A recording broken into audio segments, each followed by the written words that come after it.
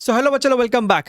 बच्चा, हम लोग आगे बढ़े उससे पहले जान लीजिए कि हमने जितने भी एडवांस के प्रीवियस ईयर क्वेश्चन किए हैं सभी चैप्टर वाइज प्लेलिस्ट में है, सभी का लिंक डिस्क्रिप्शन बॉक्स में है, तो ध्यान से उसको फॉलो कीजिएगा। हमने सारे चैप्टर्स को यहाँ पे कर रखा है, मॉडर्न फिजिक्स हो, इलेक्ट्रोस्टैटिक्स हो, 11 के चैप्टर्स हो, जरूर से करना है, अच्छे से करना है। यहाँ पे आज हम लोग डिस्कस करने वाले हैं 2017 से लेके 22 तक के वेव मोशन के सवाल, जहां पे आप ये पाएंगे कि आपको जो सवाल यहाँ पे आए हैं वो क्या तो डॉपलर इफेक्ट से आए हैं, या फिर आपको रेजोनेंस ट्यूब से आए, या फिर आपको वेव ऑन अ स्ट्रिंग के स्पीड वाले कॉन्सेप्ट से आए हैं। तो चलिए हम लोग इस सेशन को यहाँ पे शुरू करते हैं। ये आपका सबसे पहला क्वेश्चन है 2017 का। 2017 में आपको 2 क्वेश्चन थे, ये पहला क्वेश्चन है। तो इस सवाल को अगर आप ध्यान से देखें, हमको कहता है कि आपके पास यहाँ पे एक रोप है और हमें इस क्वेश्चन में कहता है कि रोप का जो मास पर यूनिट लेंथ है वो कांस्टेंट है। ठीक बात है सर। इसके अलावा हमारे पास यहाँ पे एक ब्लॉक m मास का लटक रहा है। अब अगर तुम यहाँ पे ध्यान से सोचो तो आपका ये जो रोप है इस पूरे रूप में थ्रू आउट टेंशन कांस्टेंट नहीं होगा। अगर आप यहाँ पे गौर से देखें, टॉप मोस्ट पॉइंट पे टेंशन जो होगा सर मैक्सिमम होगा, क्योंकि यहाँ पे आपको पूरे नीचे वाले पोर्शन का वेट उसके ऊपर टेंशन क्रिएट कर रहा होगा। लेकिन अगर हम इस वाले पॉइंट की बात करें इस रोप पे, तो यहाँ पे आपको जनाब टेंशन मिनिमम होना चाहिए, क्योंकि इस पॉइंट पे सिर्फ और सिर्फ इस मास की वजह से mg आने वाला है।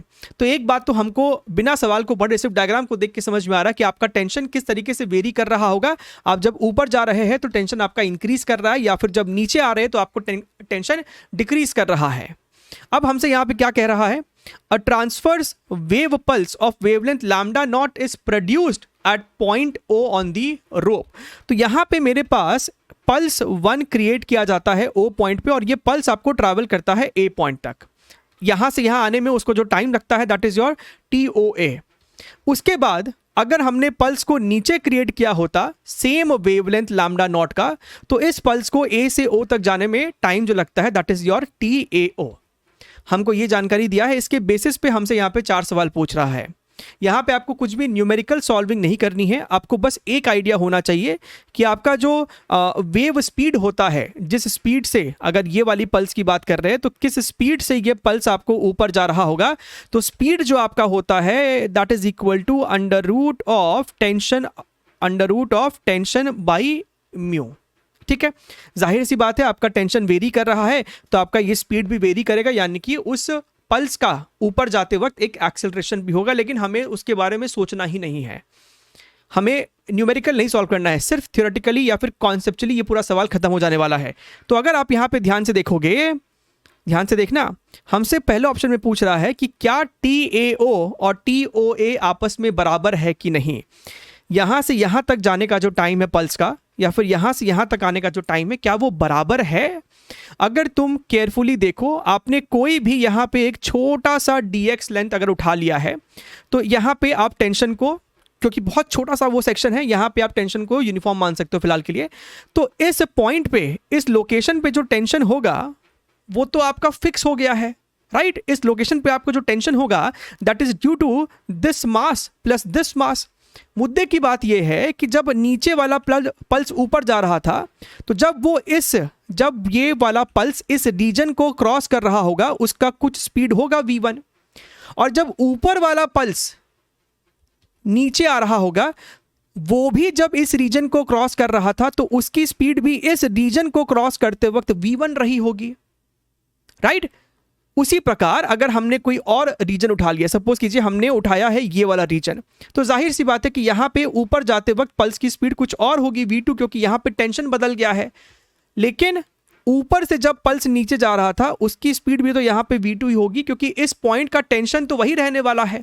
तो मुद्दे की बात यह है, अगर तुम ध्यान से देखो, हर उस एक एक एलिमेंट पे पल्स ऊपर जाए या नीचे जाए स्पीड सेम है। तो जब speed across every elemental particle, elemental length is same for the pulse going up और डाउन, तो टाइम भी तो जनाब आपको सेम लगना चाहिए। तो इसमें कोई डाउट नहीं है कि ऑप्शन नंबर ए जो है वो आपका सही जवाब है। स्पीड वेरी कर रहा है लेकिन आपको हर उस पॉइंट पे स्पीड सेम है, पल्स ऊपर जाए या नीचे जाए। ओके, और ध्यान से देखिए, सपोज कीजिए हमको जो ऑप्शन नंबर डी दिया है, the velocity of any pulse along the rope is independent of its frequency and wavelength, जो कि बिल्कुल सही जवाब है। वेलोसिटी जो होता है वो आपको under root tension upon mu पे डिपेंड करता है। ठीक है, तो ये वाला ऑप्शन आपका क्या कह रहा है, it is independent of frequency and wavelength, तो ये ऑप्शन आपका सही है। आप अगर सी को ध्यान से देखें, the wavelength of pulse 1 becomes longer when it reaches point A. हमसे कहता है कि भैया इस पल्स की बात कीजिए, जब ये नीचे जा रहा है, शुरुआत में इसकी वेवलेंथ कुछ आपको डिफाइंड है लैम्डा नॉट, तो क्या जब ये नीचे जा रहा है तो इसकी क्या वेवलेंथ बड़ी हो रही है? तो यहाँ पे फिर से आप ध्यान से देखिए, एकदम आप जब नीचे जा रहे हैं तो आपका टेंशन डिक्रीज हो रहा है। सही बात है सर।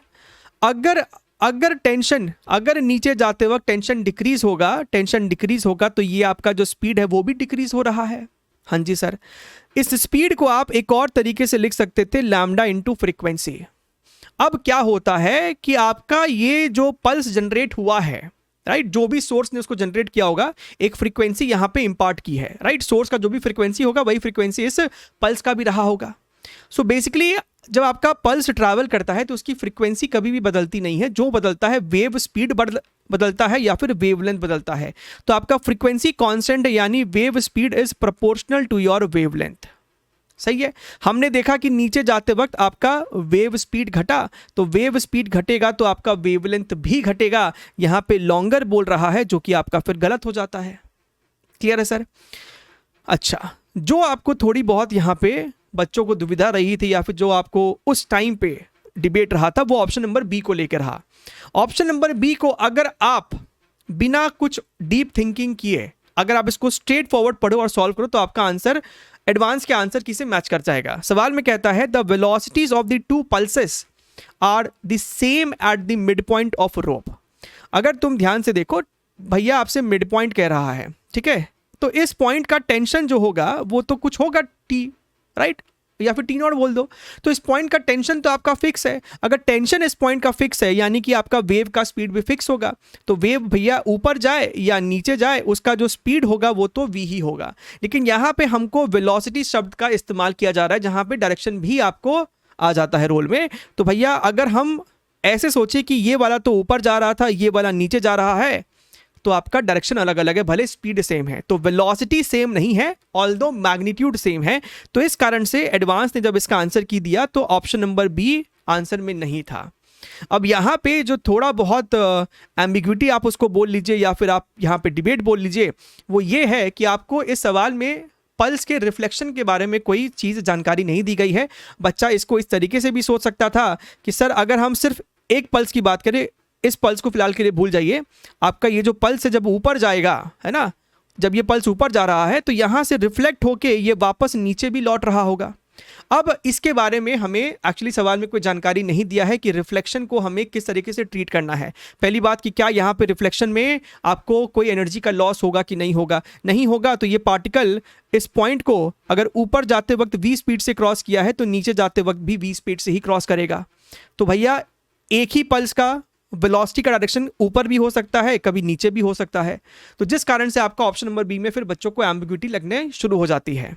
ठीक है, बट हम ऐसे सोच सकते हैं क्योंकि हमें यहाँ पे रिफ्लेक्शन के बारे में कोई जानकारी नहीं दी गई थी, तो हमारा ऑप्शन नंबर ए और डी सही है, बी और सी आपका गलत है। ठीक है, चलिए आगे बढ़ते हैं, बात करते हैं हम लोग यहाँ पे क्वेश्चन नंबर 2 की। ये सवाल को ध्यान से देखिएगा, 2017 का ही सवाल है। A stationary source emits sound of frequency f0 492 hertz.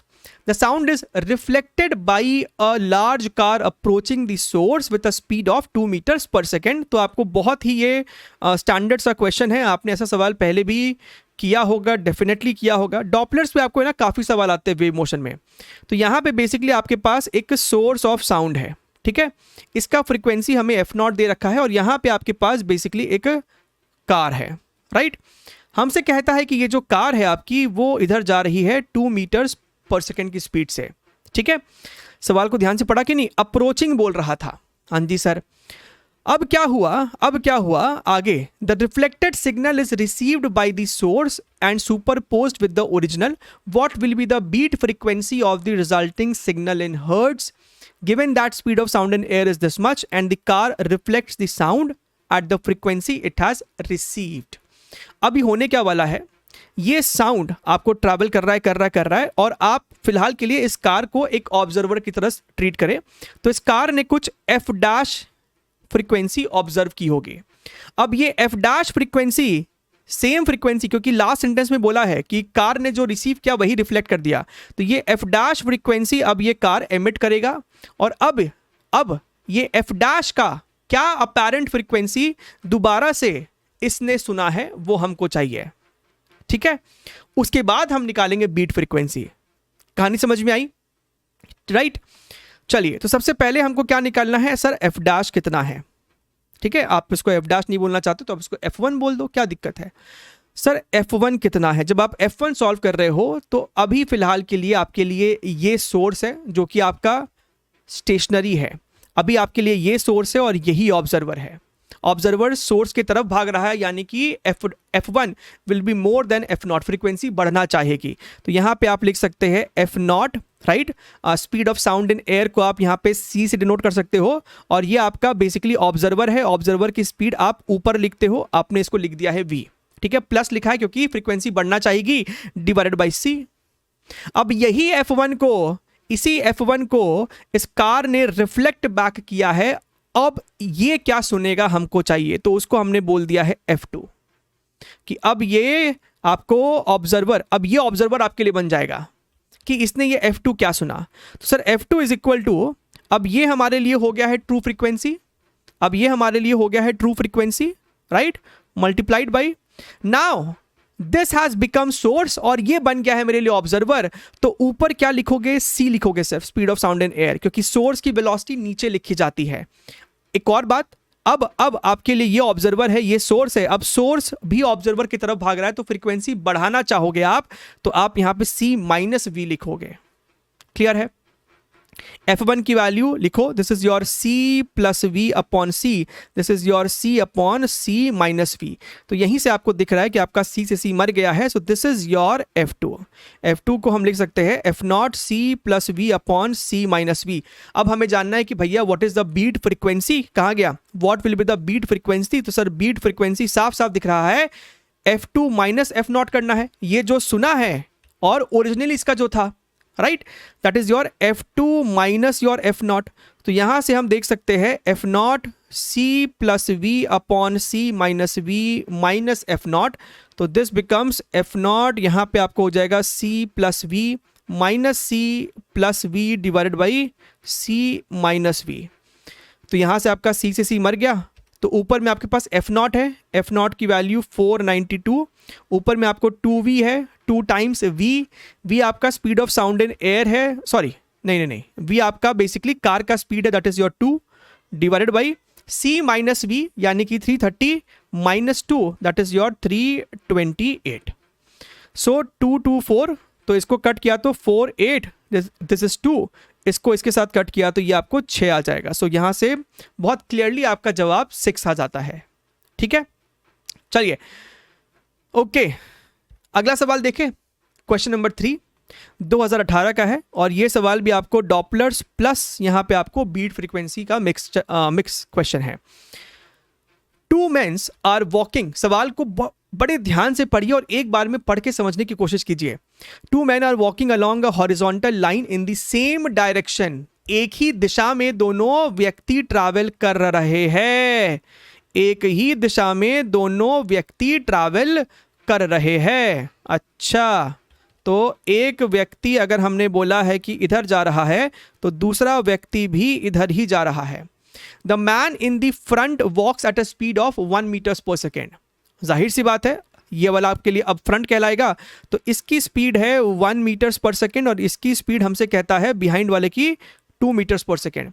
A third man is standing at a height of 12 metre above the same horizontal line such that all the 3 men are in the vertical plane. तो जो तीसरा आदमी है वो कहीं 12 metre के height पे है, ठीक है। The 2 walking men are blowing identical whistles which emit a sound of frequency 1430 Hz। तो दोनों ही लोगों ने जो है सेम F0 फ्रीक्वेंसी को एमिट करना शुरू किया है। The speed of sound in air is this much at the instant when the moving men are 10 meters apart, the stationary man is equidistant from them. हमें एक बड़े स्पेशल इंस्टेंट की यहाँ पे डेटा मेंशन किया गया है कि दोनों व्यक्ति के बीच का जो सेपरेशन है वो आपको 10 मीटर का हो गया है, और कहा गया the stationary man is equidistant from them. तो स्टेशनरी मैन कहीं ऊपर तो है लेकिन दोनों से इक्विडिस्टेंट है, यानी कि एग्जैक्टली परपेंडिकुलर बाइसेक्टर पे होगा। तो ये रहा आपका बेसिकली ऑब्जर्वर, ठीक है, जो आपका स्टेशनरी मैन है। अच्छा सर, तो हम इसकी जो है ना थोड़ी बहुत कंस्ट्रक्शन यहाँ पे कर सकते हैं इस प्रकार से। Let us take some different colour, something like this, है ना। एक सेकेंड, इसको हल्का सा ना, एक सेकेंड एकदम, इसको थोड़ा सा ऐसे बनाया और इसको थोड़ा सा ऐसे बनाया, बढ़िया एकदम। तो ये रहा मेरा ऑब्जर्वर, ठीक बात है सर। अच्छा, यहाँ से भी एक हम डॉटेड लाइन वर्टिकल नीचे अगर ड्रॉप कर दे तो हमको साफ साफ दिख रहा है कि ये लेंथ अगर 5 मीटर है तो ये लेंथ भी 5 मीटर होगा, और ये जो हाइट है वो आपको 12 मीटर है। साफ साफ दिख रहा है कि आपके पास एक ट्रिपलेट वाला राइट एंगल ट्राइंगल है, ये आपको 13 मीटर हो जाएगा, है ना। आई होप आप इस बात को देख पा रहे हैं, बड़ी आसानी से दिखना चाहिए। हमसे कहता है कि इस पर्टिकुलर सिचुएशन में at the instant when the moving men are 10 meter apart, stationary man is equidistant from them. The frequency of beats in hertz heard by the stationary man at this instant is how much? इस instant पे जब ऐसा संजोग बैठा है कि इनके बीच का सेपरेशन 10 मीटर है और ये आपको 13 मीटर की दूरी पे है फ्रॉम बोथ दी सोर्सेस, इस वक्त इसने क्या बीट फ्रीक्वेंसी सुना? अब यहां पे बेसिकली आपको अजम्पशन लेके चलना पड़ेगा। सर क्या अजम्पशन लेके चलना पड़ेगा? अगर आप प्रॉपर्ली इस बात को समझे, हमसे इस मोमेंट की बात की जा रही है भैया। इस मोमेंट पे यहां से जो साउंड निकला होगा, राइट, इस मोमेंट पे यहां से जो साउंड निकला होगा वो साउंड को 13 मीटर ट्रैवल करने में कुछ समय लगा होगा। उतने समय में तो ये वाला जो सोर्स यहाँ था वो घसक के कुछ आगे चला गया होगा। तो जब तक में ये वाला साउंड इसने सुना तब तक में ये जो सोर्स है शायद मूव करके यहाँ तक पहुँच गया होगा, राइट। लेकिन यहीं पे आपको अजम्पशन लेना पड़ेगा कि भैया आपका ये जो दूरी है मात्र 13 मीटर है और आपका जो साउंड का स्पीड है वो 330 मीटर्स पर सेकेंड है। तो अगर हम यहाँ पे टाइम देखें तो बहुत बहुत कम टाइम है। तो हम लोग ऐसा अज्यूम करेंगे कि इस मोमेंट पे जब आपको यहां से साउंड निकला तो वो इंस्टेंटली इस ऑब्जर्वर ने सुन भी लिया है। यही मान के आपको इसको आगे बढ़ाना पड़ेगा, ठीक है। अच्छा, अगर हमने बोला जनाब कि ये एंगल थीटा है तो मेरा ये एंगल भी थीटा होगा। अब जाहिर सी बात है कि आपको इतना तो पता होना ही चाहिए कि हम इस 2 मीटर्स पर सेकेंड को इस्तेमाल नहीं करेंगे डॉपलर इफेक्ट के फॉर्मूले में।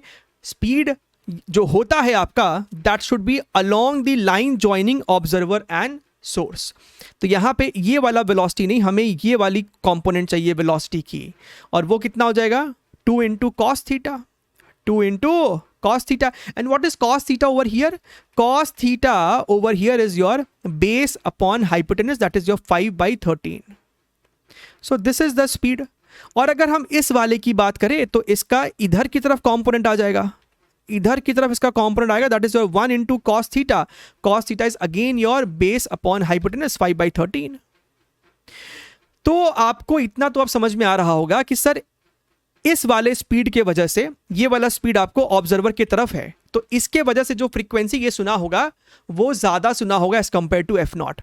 लेकिन आपका ये वाला जो स्पीड है वो ऑब्जर्वर से दूर जाता हुआ स्पीड है, यानी इसके वजह से जो ये ऑब्जर्वर फ्रीक्वेंसी सुनेगा वो f0 से कम सुनेगा। तो हमको यहां पे कहा जा रहा है बताइए what is the beat frequency. अगर इसके वजह से वो f1 सुन रहा है और इसके वजह से वो f2 सुन रहा है तो यकीनन f1 f2 से बड़ा है। तो सर जो मेरा बीट फ्रीक्वेंसी हो जाएगा that is nothing but your f1 minus f2, ठीक है सर। अच्छा, ना what is f1? Sir f1 कितना हो जाएगा sir? That is your f0 speed of sound. ये ऑब्जर्वर है, ये सोर्स का है, सोर्स की वेलोसिटी नीचे लिखते हो तो c माइनस लिखना पड़ेगा क्योंकि हमें f1 ज्यादा हुआ था, राइट। तो माइनस दिस पर्टिकुलर वेलोसिटी दिख रहा है, this particular velocity that is your 10/13, this is your 10/13, ठीक है। Minus again f0 c upon c plus आ जाएगा इस बारी ये आपको हो जाएगा 5/13। प्लस क्यों लगाया? क्योंकि ये स्पीड आपको दूर जाती हुई है तो फ्रीक्वेंसी घटनी चाहिए, तो नीचे एडिशन साइन बनाना पड़ता था। अब मेन मुद्दा आता है इसका कैलकुलेशन का, जहां पे बच्चे बहुत फंसते हैं, गड़बड़ करते हैं। ध्यान से मेरी बात को देखिएगा। अगर हम इस सी को नीचे ले जाए तो आप इस टर्म को लिख सकते थे F0 1 minus 10/13c whole to the power -1। ध्यान से देख लो, इस वाले c को हम लोग पहले तो नीचे ले गए हैं और फिर इसको हम लोग जब ऊपर लेके आए थे तो -1 आपको आना चाहिए। सिमिलरली -F0 अगेन यहाँ पे c को हम लोग नीचे लेके जाएंगे तो 1 + 5 एक सेकेंड, हाँ जी बिल्कुल ठीक है। तो 1/13c और यहाँ पे भी आपको एक -1 आ जाएगा। दिख रही मेरी बात? ठीक है, ओके। कुछ गड़बड़ तो नहीं किया ना हमने? यहाँ से c से डिवाइड किया, यहाँ पे c से डिवाइड किया, तो ये आपको 10/13c। ठीक है, अब हमने सर ऐसा क्यों किया? हमने ऐसा इसलिए किया क्योंकि आपको ये जो c, अगर तुम ध्यान से देखो, this entire term is much larger, sorry this entire term is very very small, 10/13 into C, और c कितना है? 330। तो सर ये वाली जो टर्म है ना वो तो 1 के सामने बहुत ही छोटी है, तो हम यहाँ पे बाइनोमियल अप्रॉक्सीमेशन फिर लगा सकते हैं। तो बाइनोमियल अप्रॉक्सीमेशन के लिहाज से ये आपको हो जाएगा 1 + 10/13c, राइट। यहाँ पे आपको एक माइनस साइन था तो माइनस तो आएगा ही। इसको जब अंदर भेजोगे ना, इस वाले -1 को जब अंदर भेजोगे तो ये आपको माइनस ही हो जाएगा। तो जब ब्रैकेट खोलेंगे तो ये आपको हो जाएगा 1 + योर 5/13c। तो यहाँ से आप देख सकते हैं आपका 1 से 1 जो है वो सलट जाएगा। सो this becomes your how much? यहाँ भी 13c है, यहाँ भी 13c है, तो ऊपर बेसिकली आपका 15 हो जाएगा। F0 की वैल्यू आपको दे रखी है कितनी? 1430 multiplied by 15 divided by 13 into c, and c is your 330. Now if you see here very carefully, 13 इसको कट करेगा तो ये आपको हो जाएगा 1 1, 11 33 को कट करेगा तो 3, और 3 15 को कट करेगा तो 5। तो इस सवाल का आपका सही जवाब फिर 5 हो जाता है। ठीक है, सो देखा हमने किस तरीके से यहाँ पे कैलकुलेशन किया है, क्योंकि ये सवाल पूरा कैलकुलेशन के ऊपर ही चल रहा था। ठीक है, चलिए ये सवाल देखिए, अगेन जब ये सवाल आपको आया 2018 में, इसका अलग अलग जगह आप अलग अलग आंसर देखेंगे। मैं आपको यहाँ पे बताऊंगा कि इसका ऑफिशियल आंसर की क्या था और वो क्यों आपको कहीं ना कहीं सही भी है, कोई दिक्कत नहीं उसके अंदर। सवाल में आपको कहता है कि in an experiment to measure the speed of sound by a resonating air column, ठीक है, a tuning fork of frequency 500 hertz is used. The length of the air column is varied by changing the level of water in the resonance tube. तो आप सभी को पता है कि ये किस प्रकार का एक्सपेरिमेंट होता है ना? रेजोनेंस ट्यूब का आपको ये एक्सपेरिमेंट होता है जहां पे आप पानी का जो हाइट है वो इसमें वेरी करते हैं, है ना। When you vary this water column length, तो आपको यहाँ पे जो एयर गैप है वो भी वेरी करता है। तो आपका बेसिकली ये जो लेंथ L है वो वेरी करता है, तो उस हिसाब से आपका वहां पे जो भी फ्रीक्वेंसी है आप उसको चेंज कर सकते हैं। अच्छा, अब ध्यान से देखिएगा, a tuning fork of frequency 500 hertz is use. So basically आपने यहाँ पे ना ट्यूनिंग फॉर्क फिक्स कर दिया है। आपने यहाँ पे बोला कि भैया हम तो 500 हर्ट्ज का फ्रीक्वेंसी का ट्यूनिंग फॉर्क का ही इस्तेमाल करेंगे। The length of the air column is varied by changing the length of the water in the resonance tube. ठीक है, two successive resonance are heard at air columns of length 50.7 and 83.9. Two successive resonance. सबसे पहले बात करते हैं कि भैया 83.9, right? And this is the air column length. This is the air column length. Now here comes the interesting part. आपको जो air column का लेंथ होता है वो बेसिकली वो लेंथ है जो कि आप यहाँ पे ना आपको मार्किंग होती है। एयर कॉलम का लेंथ वो लेंथ होता है जिसको आप एक्चुअली में मेजर कर पा रहे हैं उस मार्किंग का इस्तेमाल करके। ठीक है, अब इन जनरली हमसे जब कोई एंड करेक्शन बोलता है तो हमारे दिमाग में एंड करेक्शन का जो पिक्चर बनता है वो यही बनता है कि भैया हमारा जो वेव है वो थोड़ा सा यहाँ बाहर से शुरू होता है, हमारा जो वेव होता है वो यहाँ थोड़ा बाहर से इस प्रकार से शुरू हो रहा है, बाहर से शुरू हो रहा है, तो ये जो सर एक्स्ट्रा लेंथ बाहर है ना, इसी को ही हम एंड करेक्शन ई कहा करते थे। ठीक है, क्योंकि आप इसे मेजर कर नहीं सकते, यहां पे कोई आपकी मार्किंग है नहीं, आप इसको मेजर कर नहीं पाओगे, तो आपने इसको एंड करेक्शन ई बोल दिया है। ठीक बात है सर। तो चलिए फिलहाल के लिए हम लोग इसी को ही ई मान के चलते हैं और अपने कॉन्सेप्ट को या फिर अपने सवाल को थोड़ा सा और आगे की ओर बढ़ाते हैं। तो मैंने आपसे बोला कि भाई सबसे पहला जो हमसे यहाँ पे कह रहा है कि 83.9 जब ये आपकी हाइट थी, कहाँ से कहाँ तक, यहाँ से लेके यहाँ तक, जब वो 83.9 थी तो आपको रेजोनेंस हुआ। रेजोनेंस होने का मतलब है कि आपका यहाँ पे नोड बना होगा और यहाँ पे तो आपका बेसिकली एंटी नोड ही बना है। हाँ जी सर, तो आपका जो कहानी है वो कुछ इस प्रकार से रहा होगा। ठीक है, अब भैया कितना लूप बना है वो तो हमको नहीं पता है ना, कितना लूप बना है वो हमें नहीं पता है। तो मैं कह रहा हूं कि ठीक है, अपने मन से यार एक बार के लिए कुछ भी मान लो, क्या दिक्कत है, राइट। देखिएगा, ये देखिए, हाँ, आई एम नॉट सेइंग कि इतना ही लूप बना होगा, आई एम सेइंग कि चलो ठीक है, हमने कुछ तो एक डायग्राम बनाया फिलहाल के लिए। Okay sir, okay sir. तो यहां से लेके यहां तक का जो लेंथ है उसको हमने बोला है इस क्वेश्चन में 83.9। This is your 83.9।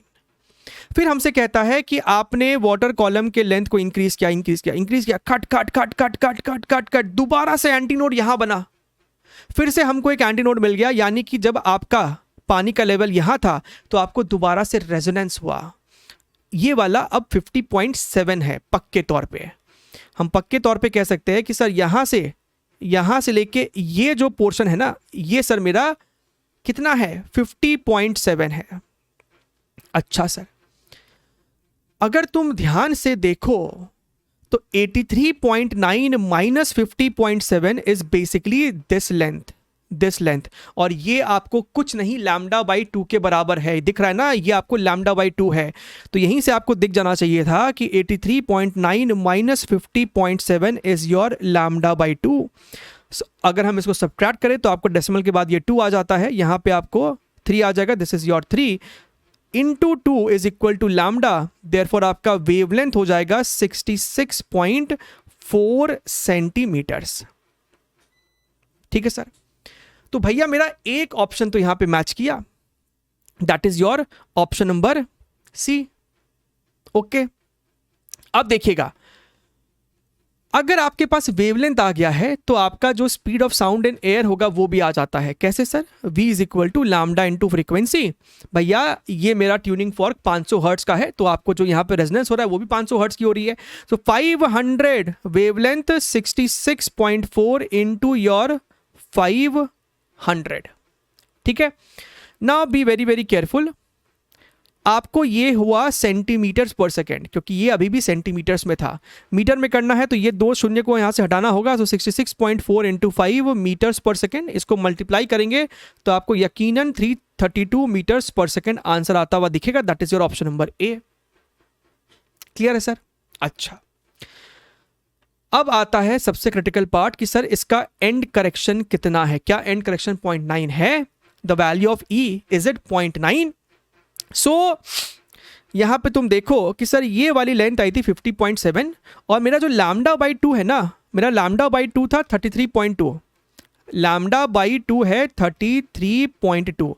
33.2 हमको ये क्लियरली बता रहा है, 33.2 हमको ये क्लियरली बता रहा है कि भैया अगर हम एक और लूप ऊपर पानी का लेवल घसका दे ऐसा करके, ये देखिएगा, एक और हम अगर ऐसा घसका दे, ठीक है, यानी कि ये वाला चीज 33.2 था, तो 50.7 में से हमें 33.2 को सब्ट्रैक्ट करना पड़ेगा। 50.7 में से 33.2 को अगर आप सब्ट्रैक्ट करेंगे तो ये आपको आ जाएगा 17.5।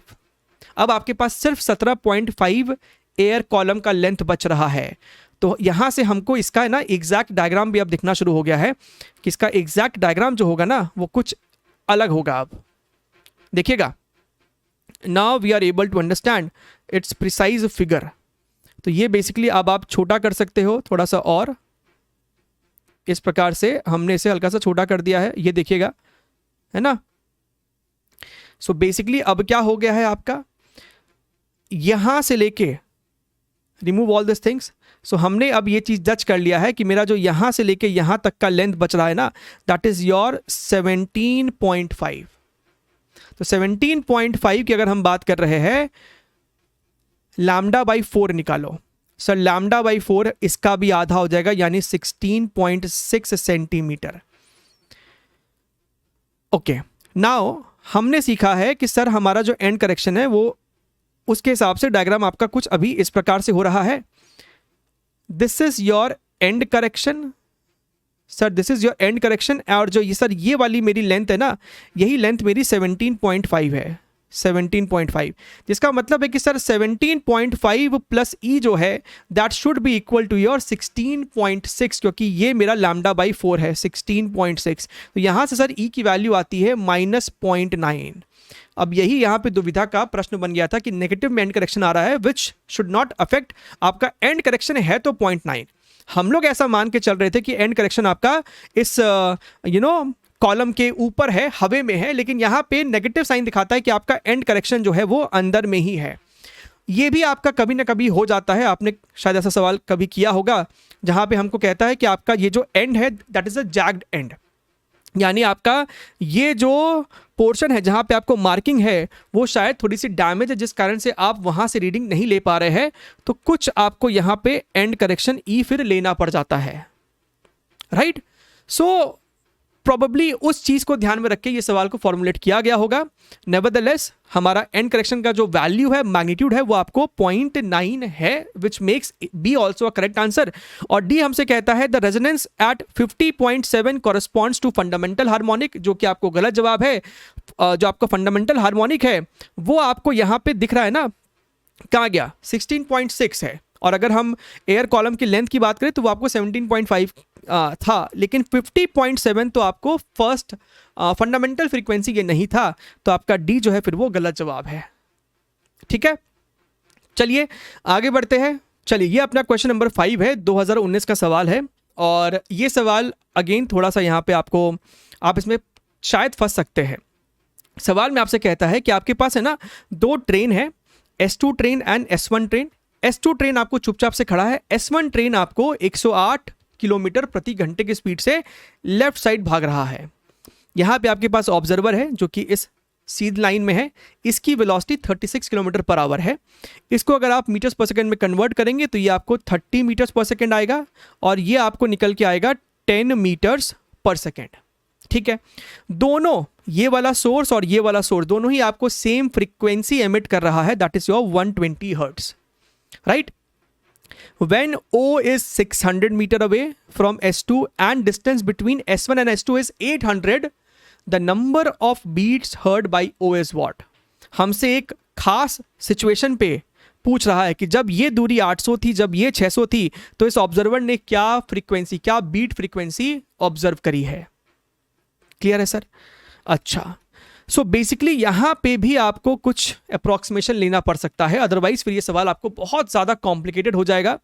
एंड दैट इज़ वाई अब तक के हिस्ट्री में आपको एडवांस में जो एक रेंज ऑफ आंसर दिया है, जितना बड़ा रेंज इसमें है उतना बड़ा रेंज आपको अभी तक देखने के लिए नहीं मिला है। अभी आपको बताया जाएगा कि आपको कितना बड़ा रेंज यहाँ पे आंसर की में मेंशन था। ऑब्वियसली आप अप्रॉक्सीमेशन समझ ही गए होंगे। अगर आप इसको नॉर्मल तरीके से सॉल्व करने जाएंगे तो आपको ये बात समझ में आना चाहिए कि हमसे पूछ रहा है कि जब ये यहां था एग्जैक्टली 800 मीटर पे उस वक्त, और जब ये ऑब्जर्वर 600 मीटर पे है उस वक्त इसने क्या बीट फ्रीक्वेंसी सुना। तो अगर हम एग्जैक्टली इसी मोमेंट की बात करें, 800 मीटर की दूरी पे यहां से जो साउंड निकला होगा, जब तक ये वेव आपको यहां तक पहुंचा होगा तब तक तो ये ऑब्जर्वर भी आगे चला गया है और ये सोर्स भी आगे चला गया है। तो ये वाला जो साउंड है वो तो ऑब्जर्वर सुन भी नहीं पाया। इसका 100% मतलब एक ही है कि हमको इसको थोड़ा सा पीछे बैक ट्रेस करना पड़ेगा, इधर की तरफ, इसको भी इधर की तरफ। ठीक है, सपोज कीजिए ऑब्जर्वर यहां था, ये वाला सोर्स आपका इधर है, राइट। तो यहां से आपको जो एक साउंड होगी जो इधर की तरफ जा रही होगी, हमें बेसिकली इस वाले साउंड को देखना चाहिए था कि ये साउंड जो आपको इधर जा रही है ना, जितने देर में ये साउंड ट्रैवल करके यहां से यहां तक पहुंची है उतने देर में इस सोर्स को यहां से यहां तक पहुंचाना होगा और ये ऑब्जर्वर को यहां से यहां तक। तो वो आपका होगा the most genuine way of solving this particular question. But again यहां पे आपको अप्रोक्सीमेशन लेके सॉल्व करना चाहिए। दैट इज कि आपका इस पर्टिकुलर सिचुएशन में यहां से जो साउंड आपको निकली है वही साउंड हमको ऑब्जर्वर को पहुंचा देना है, राइट। इससे जो आपका आंसर आएगा वही आपको, क्योंकि हमने अप्रोक्सीमेशन लेके किया है तो आपको यहां पे ऑफिशियल आंसर की में एक बड़ा रेंज दिया गया था। तो चलिए हम लोग इस अप्रोक्सीमेटेड वे से इसको सॉल्व करके देख लेते हैं कि आपका आंसर क्या निकल के आता है। आपको यहां पे एक कंस्ट्रक्शन करना पड़ेगा इस प्रकार से। ओके सर, इसका फ्रीक्वेंसी है ना, इस वाले सोर्स के वजह से ऑब्जर्वर ने क्या सुना है वो निकालना बहुत ही आसान है। हमने उसको मान लीजिए F2 बोल दिया है, इसका फ्रीक्वेंसी आपको F0 था, ये आपको इस प्रकार से ऐसे ट्रैवल कर रहा है इधर की तरफ। यहाँ पे ऑब्जर्वर भी आपको ट्रैवल कर रहा है with a speed of 10 metres per second. तो यहाँ पे मेरा जो F2 का वैल्यू है वो कितना हो जाएगा, original frequency that is your how much 120 hertz. 120 मेरे लिए ये ऑब्जर्वर है जो कि खुद भाग रहा है, तो ऊपर में होगा speed of sound that is your 330 plus speed of observer that is your 10 divided by speed of sound, क्योंकि सोर्स आपका S2 रेस्ट पे था। तो ये वाली टर्म जो है मेरी आ जाती है बड़ी आसानी से 120 मल्टीप्लाइड बाई 34 बाई 33। ठीक है सर। अगला जो है मेरे लिए F1, यहाँ पे आपको थोड़ा सा ध्यान रखना पड़ेगा। ये जो आपका स्पीड है 30 मीटर्स पर सेकेंड के बराबर है। ये अगर 800 है, ये 600 है, यानी ये लेंथ आपको 1000 मीटर है। हमने लेटेस्ट से इस एंगल को θ1 बोल दिया है, तो ये वाला एंगल मेरे लिए θ2 हो जाएगा। हमको पता है कि लाइन ज्वाइनिंग के अबाउट हमें वेलोसिटीज के कंपोनेंट चाहिए। ये स्पीड 10 है तो इसका इधर की तरफ कंपोनेंट हो जाएगा 10 cos θ2। cos θ2 is base upon hypotenuse, that is nothing but 6/10, so this becomes 6 meters per second। इसकी बात करें तो इसका भी इधर की तरफ कंपोनेंट लेना पड़ेगा 30 cos θ1। cos θ1 हो जाएगा base upon hypotenuse, that is your 8/10, that is your 24 meters per second। अब हमें इसको लगाना पड़ेगा फॉर्मूले में। F1 की बात करें, यानी ये जो आपको F0 फ्रीक्वेंसी था, तो इस ऑब्जर्वर ने वो F1 क्या सुना है, तो वो हो जाएगा ओरिजिनल फ्रीक्वेंसी, ऊपर में आपका स्पीड ऑफ साउंड, ऊपर में ऑब्जर्वर की वेलोसिटी लिखी जाती है जो कि ये वाला होगा, प्लस साइन के साथ होगा, क्योंकि आपको दोनों एक दूसरे की तरफ भाग रहे हैं तो ऑब्जर्वर फ्रीक्वेंसी बढ़ाना चाह रहा है ना। और नीचे में आपको सोर्स की आती है तो माइनस साइन लगाना पड़ेगा 24, क्योंकि यहाँ पे सोर्स भी भाग रहा है ऑब्जर्वर की तरफ तो फ्रीक्वेंसी बढ़ाना चाहेगा। यहाँ पे अगर तुम ध्यान से देखो, this is your 120 multiplied by 336 divided by 306। ठीक है, 6 5 30 6 6 6 5 and this is your 1। Now हमको चाहिए बीट फ्रीक्वेंसी, तो सर मेरा जो बीट फ्रीक्वेंसी हो जाएगा F1 माइनस F2 है। अब यहाँ पे भी ना कैलकुलेशन थोड़ा सा आपको करना है। सो दिस बिकम्स योर 120 है ना, दिस माइनस दिस है तो हम 120 को कॉमन खींच सकते थे। 56/51 को हम लिख सकते थे 1/5 1 + 5/51, इतना लिख सकते थे। माइनस 34/33 को हम क्या लिख सकते थे, 1 + 1/33। तो माइनस साइन है तो माइनस इतना, माइनस 1/33। देखिए ऐसा करने से फ़ायदा ये मिलता अपने को कि आपका ये 1 जो है वो गया है। अब आपके पास यहाँ पे ब्रैकेट को खोल दीजिए, 5 × 120 is 600/51 minus this becomes your 120/33। अब इसको क्या है सॉल्व करना उतना कठिन नहीं है, ये 11 हो गया है, ये आपका 40 हो गया है। 600/51 आप यहाँ पे कर सकते हैं। अगर थोड़ा बहुत हम लोग यहाँ पे ट्राई करें तो ये आपको हो जाएगा कितना, 51 1 में जाएगा, आपको 9 बचेगा 90। तो 90 के लिए आप फिर से इसको 1 से दोगे डेसिमल।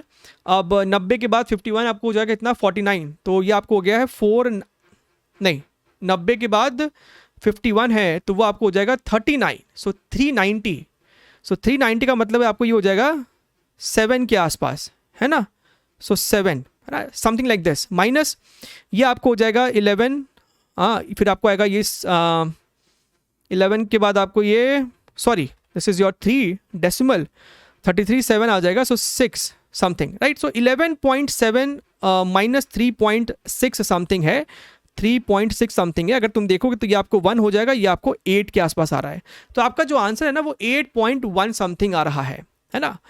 इसका जो रेंज दिया गया था ऑफिशियल आंसर की में, दैट वाज 7.00 से लेके 10.00, यानी अगर कोई बच्चा इसके बीच में कोई भी वैल्यू डालता है उसका जवाब सही लिया जाएगा, राइट। सो आप देख सकते हैं कि ये अप्रोक्सीमेशन लेके हमने सॉल्व किया है, हम बहुत कंफर्टेबली इस आंसर में लाई कर रहे हैं, ठीक है। चलिए आगे बढ़ते हैं, अगला सवाल देखते हैं, क्वेश्चन नंबर 6 और 7। बेसिकली आपको ये पैराग्राफ टाइप सवाल था, 2019 का सवाल है, काफ़ी फेयरली सिंपल क्वेश्चन है, बस पेशेंटली सॉल्व करना है। कहता है कि a musical instrument is made using 4 different metal strings 1 2 3 4 with mass per unit length mu, 2 mu, 3 mu, 4 mu.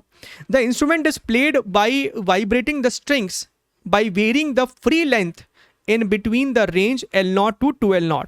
तो जो आपका वायर का लेंथ है आप उसको L0 से 2L0 तक वेरी कर सकते हैं, ठीक है। It is found that in string 1 जिसका mass per unit length mu है, at free length L0, tension T0, fundamental mode frequency is F0। ठीक है सर, तो सर यहाँ पे क्या है ना, हम लोग F0 को लिख सकते हैं कुछ, क्या सर, F0 जो हो जाएगा वो आपको फंडामेंटल फ्रीक्वेंसी है, और ये आपका basically string having both the ends fix वाला सिचुएशन है। उसके लिए आपको क्या होता है फॉर्मूला, NV/2L, याद कीजिए frequency is equal to NV/2L होता था, N/2L, और V होता था √T/μ। तो फंडामेंटल का मतलब है कि N की वैल्यू 1 है, लेंथ हमको कहता है कि आपको L0 रखा गया था, तो L0 under root of tension यहाँ पे T0 है और ये आपका म्यू है। तो ये हमको ध्यान में रखना है, इसका इस्तेमाल आगे जाके अपने को पड़ेगा ही पड़ेगा, ठीक बात है sir. Gives the list 1 gives the above 4 strings while list 2, हमारे पास यहाँ पे कुछ दिया हुआ है, हमको इसको सॉल्व करना है। तो 2 सवाल है, दोनों को एक एक करके अपने यहाँ पे देख लेते हैं, है ना। ध्यान से देखिएगा, इसको हल्का सा नीचे खींचना पड़ेगा, आजा भाई, ओके। यहां पे हमसे कहता है if the tension in each string is T0, सभी स्ट्रिंग में टेंशन हमने सेम रखा है, the correct match of the highest fundamental frequency in F0 units will be how much. ओहो, स्ट्रिंग 1 की बात करें, स्ट्रिंग 1 की अगर आप यहां पे बात कर रहे हो, समझिएगा जो हमारा फ्रीक्वेंसी का फॉर्मूला होता है दैट इज योर, अभी दिखाया था N/2L √T/μ।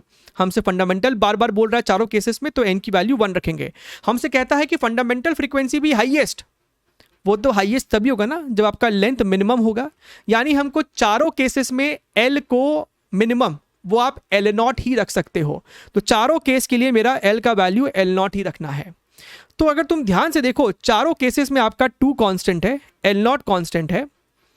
अच्छा, टेंशन भी हमसे कहता है कि फिक्स कर दो, if the tension in each string is T0, तो मेरा टेंशन भी फिक्स हो गया है सारे धागों में, चारों में।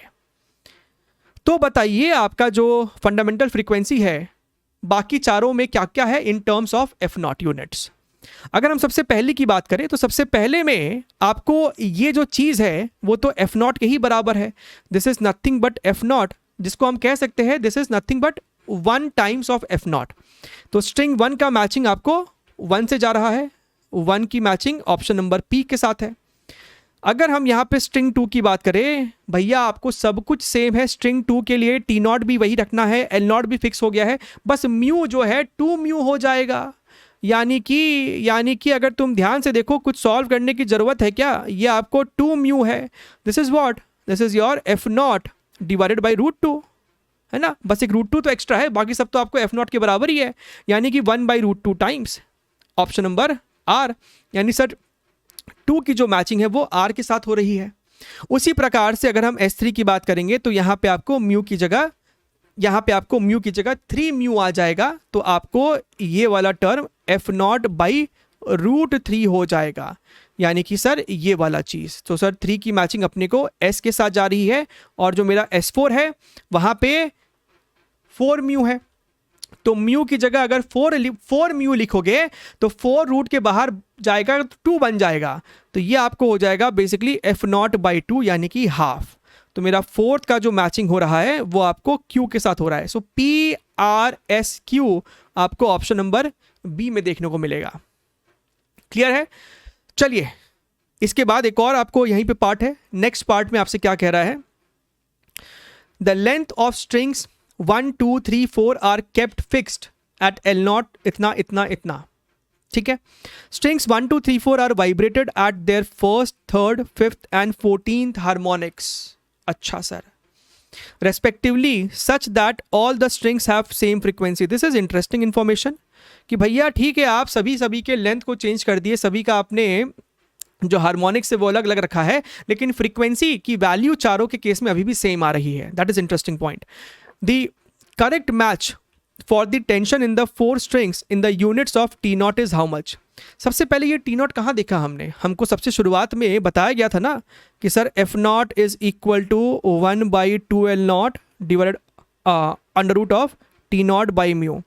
तो ये तो हमको समझ में आना चाहिए सर टी नॉट क्या था मेरा। अब चलिए एक एक करके बात करते हैं। सबसे पहले स्ट्रिंग 1 की बात कर लेते हैं। स्ट्रिंग 1 की अगर हम बात करें तो वो फर्स्ट हार्मोनिक में ही है, यानी ये जो फ्रीक्वेंसी है NV/2L जो लिखते हो, N/2L under root of tension by mu. तो पहले वाले के केस के लिए N की वैल्यू 1 ही है, लेंथ L0 ही है, ठीक है। टेंशन कितना है सवाल में ऐसा कुछ बोला नहीं है, इसको T1 बोल दिया है डिवाइडेड बाई म्यू। लेकिन सर हमको एक बात दिख रहा है कि सर ये इक्वेशन और ये इक्वेशन को अगर आप इक्वेट करोगे तो T1 की वैल्यू तो T0 ही निकल के आ रही है, यानी कि सर ये जो T1 है ना पहले वाले केस में वो T0 के बराबर था, ठीक है। तो पहले वाले केस में आपको जो टेंशन है दैट इज T0 इटसेल्फ, यानी कि 1 टाइम्स ऑफ T0। तो 1 की मैचिंग तो भैया P के साथ ही हो रही है। S2 की बात करते हैं। S2 के केस में फिर से देखिएगा, अब ये जो फ्रीक्वेंसी निकल के आई ना वो सभी की फ्रीक्वेंसी इसके बराबर ही होनी चाहिए। तो हम यहां पे सीधे इक्वेट कर देते हैं कि सेकेंड केस में जो फ्रीक्वेंसी होगा वो इसी के बराबर होना चाहिए। And this can also be written as third harmonic है, तो n की जगह अब 3 लिखोगे, 2 इंटू लेंथ की जगह क्या लिखोगे 3L0/2, 3L0/2 under root of tension पता नहीं और म्यू जो है वो 2 म्यू है, ठीक है सर।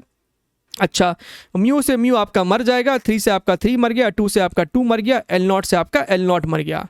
दोनों तरफ आप स्क्वायर मारेंगे तो T0/4 आ जाएगा और यहाँ पे आपको आ जाएगा T2/2। तो यहाँ से सर मेरा T2 का वैल्यू आ जाता है T0/2, यानी कि 1/2 times. This is your 1/2 times, यानी 2 की मैचिंग Q के साथ है। एक और चेक कर लेते हैं, है ना। अगेन फ्रीक्वेंसी तो इसका भी, तीसरे वाले का भी फ्रीक्वेंसी इसी के बराबर होना चाहिए, तो ये फ्रीक्वेंसी तो लिखना ही पड़ेगा। इसको एक और तरीके से लिखेंगे जहां पे अब आपका ये 5th हार्मोनिक है, तो n की जगह आप 5 पुट करोगे, 2 इंटू थर्ड वाले स्ट्रिंग का लेंथ 5L0/4 था अंडर रूट ऑफ, इसका टेंशन नहीं पता, इसका ये वैल्यू 3 म्यू के बराबर था। अब L0 म्यू खत्म, 5 से 5 आपका खत्म, ये वाला 2 इसको कट कर देगा। ध्यान से देखिए, दोनों तरफ स्क्वायर मारिए तो T0/16 आ जाएगा, ये 4 का स्क्वायर उधर चला जाएगा। दिस इज योर T3/3 और 3 को इधर भेज सकते हैं, यानी 3/16 times that is your T। यानी सर 3 की जो मैचिंग हो रही है वो T के साथ हो रही है। तो सर PQT वाला कोई ऑप्शन है क्या? PQT वाला सिर्फ एक यही ऑप्शन है, यानी B ही सही होगा। आप चाहो तो 4th वाला भी चेक कर सकते हो, ठीक है, आ जाएगा आपको, कोई दिक्कत नहीं उसके अंदर, ठीक है सर। चलिए आगे देखते हैं क्वेश्चन नंबर 8। 2020 का आपका ये सवाल है, ठीक है, काफी डुएबल क्वेश्चन है ये भी। सवाल में आपसे क्या बोल रहा है, a stationary tuning fork is in resonance with an air column in a pipe, ठीक है। अच्छा, if the tuning fork is moved with a speed of 2 meters per second in front of the open end of the pipe and parallel to it, so basically the situation is something like this।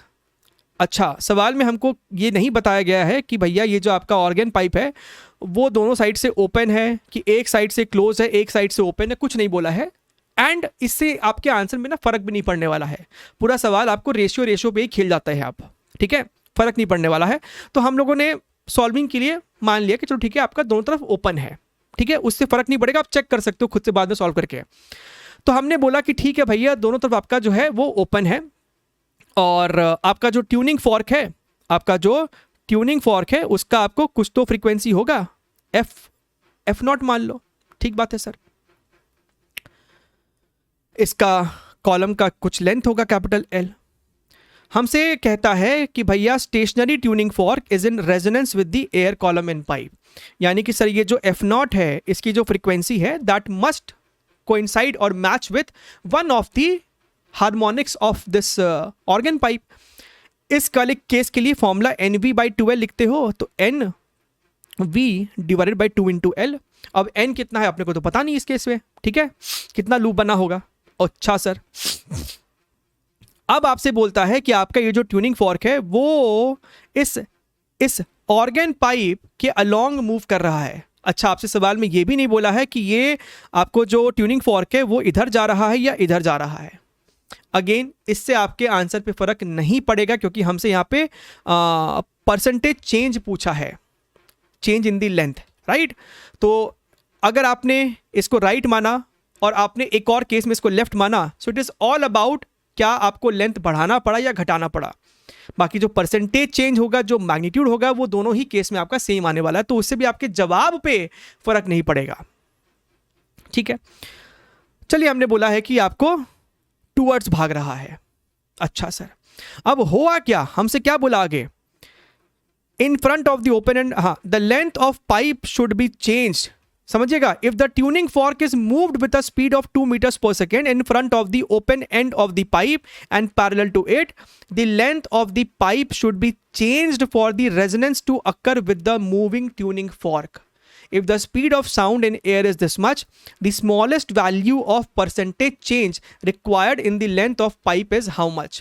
तो हमसे सवाल में ये कह रहा है कि भैया अब जो आपका इसका फ्रीक्वेंसी पहले एफ नॉट था, अगर ये 2 meters per second के स्पीड से लेटर से राइट साइड भाग रहा है, अब जो आपका ये कॉलम फ्रीक्वेंसी ऑब्जर्व करेगा वो फ्रीक्वेंसी क्या हो जाएगा, कुछ ज्यादा हो जाएगा, and that is equal to your original frequency.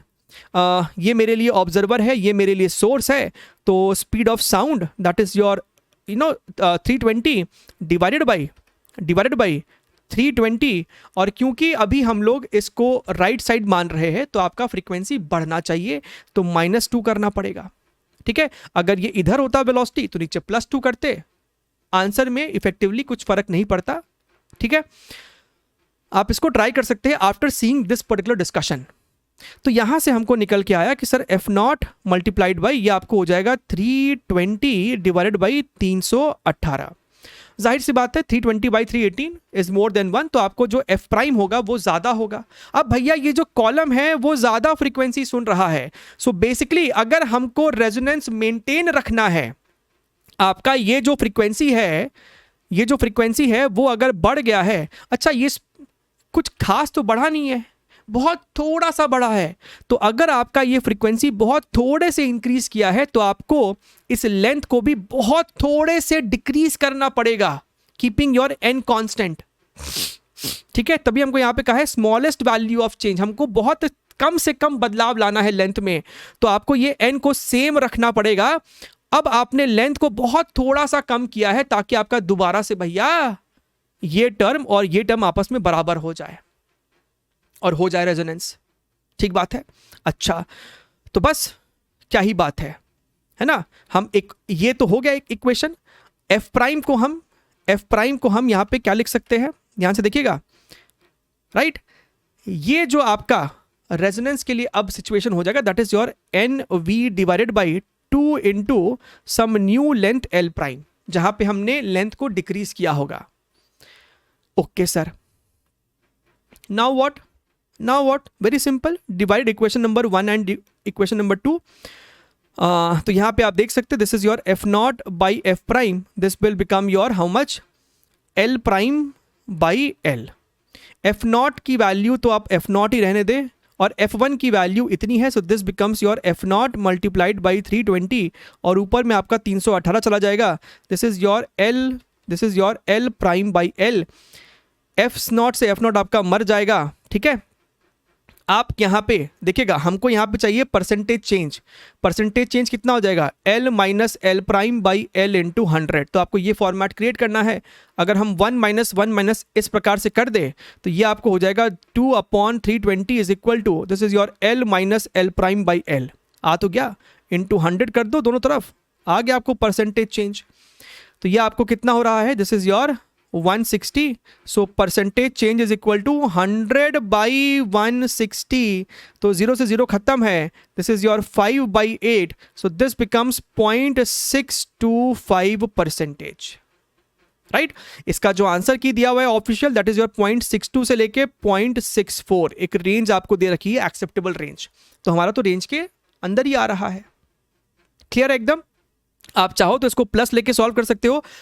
उस केस में अगर आपने यहां पे इसको प्लस लिया है तो आपका ये फ्रीक्वेंसी घटा था, तो अब आपको लेंथ को बढ़ाना पड़ा होगा। तो अब आप यहां पे करेंगे L prime minus L upon L into 100, आपका आंसर सेम आएगा। क्लियर है। चलिए आगे बढ़ते हैं लास्ट क्वेश्चन की तरफ, क्वेश्चन नंबर 9। ये सवाल आपका बेसिकली 2021 का है। 2022 में आपसे ना एक भी सवाल नहीं पूछा गया वेव मोशन में से, ठीक है। अच्छा, ये भी आपका काफी डुएबल क्वेश्चन था 2021 का। सवाल में आपसे क्या बोलता है, a source approaching with speed u towards the open end of a stationary pipe of length L is emitting a sound of frequency fs. The farther end of the pipe is closed. तो इस सवाल में तो भैया कोई ambiguity छोड़ा नहीं है, क्लियरली बोल दिया है कि दूसरा एंड जो है पाइप का क्लोज्ड है। ठीक बात है।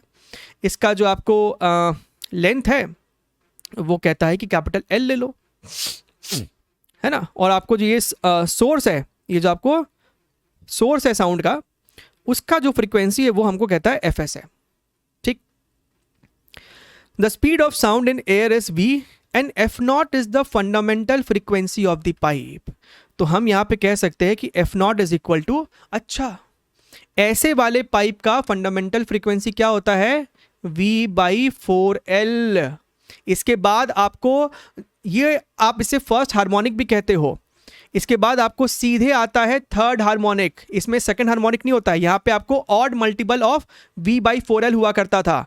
सीधे आपको आएगा third harmonic, that is your 3v/4L, यानी कि 3f0। फिर आपको सीधे आएगा fifth harmonic, that is your 5f0। फिर आपको सीधे आएगा सेवेंथ हार्मोनिक, है ना, 7f0 एंड सो ऑन।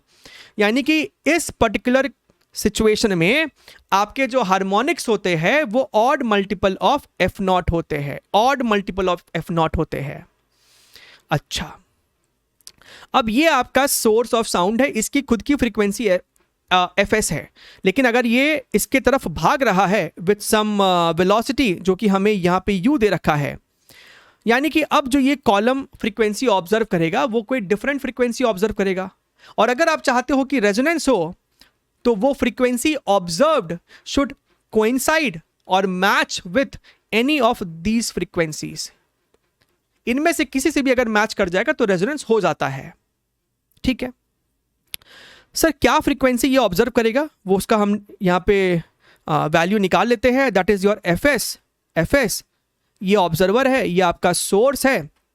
तो speed of sound upon speed of sound minus your speed of source. Minus क्यों है, आपको पता चल गया है, सोर्स ऑब्जर्वर की तरफ भाग रहा था। अब एक एक करके आप सारे ऑप्शन को यहां पे चेक कीजिए। ऑप्शन नंबर ए की बात करते हैं।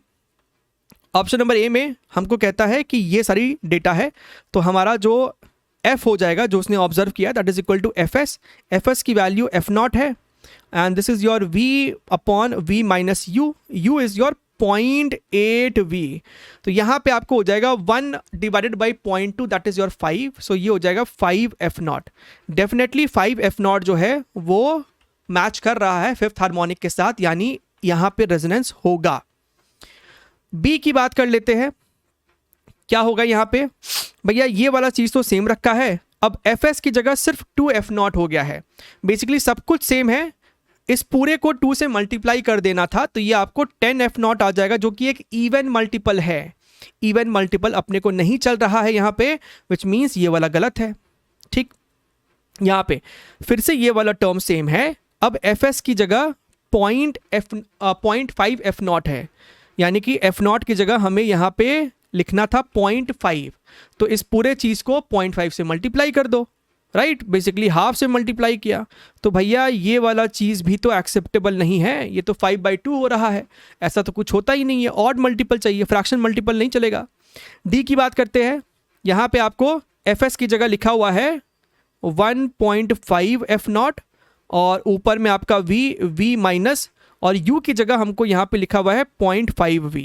तो यहाँ से आपको जो चीज़ें निकल के आ रही है 2 ऊपर चल जाएगा, सो 3 एफ नॉट। यकीनन ये आपको ऑड मल्टीपल है, तो ये आपको रेजोनेंस करवाएगा। तो A and D are the correct ones in this question. I hope you have understood it.